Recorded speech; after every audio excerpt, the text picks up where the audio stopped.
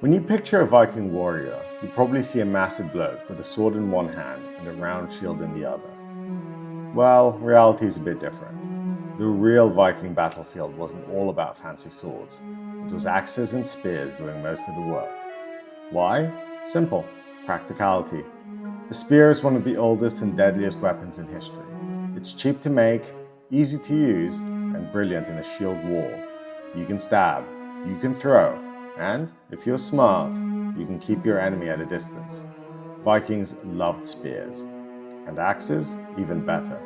Every Viking had one for chopping wood, and in a fight, they could hook shields, crack helmets, and split skulls. Brutal, effective, and everywhere. Swords, though? Whole different story. They weren't just weapons, they were status symbols. Making a good sword was a serious craft.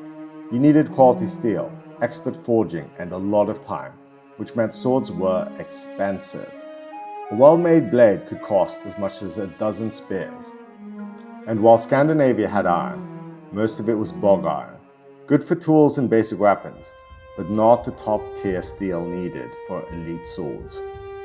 That's why the best Viking swords didn't even come from Scandinavia. They were from the Franks. The Ulfberht swords, crafted in the Frankish Empire, were some of the strongest blades of the time. A Viking with one of those wasn't just any raider, he was someone important. So, did Vikings use swords? Yeah, some did, but most? They fought with the weapons that got the job done. Axes, spears, and a whole lot of grit.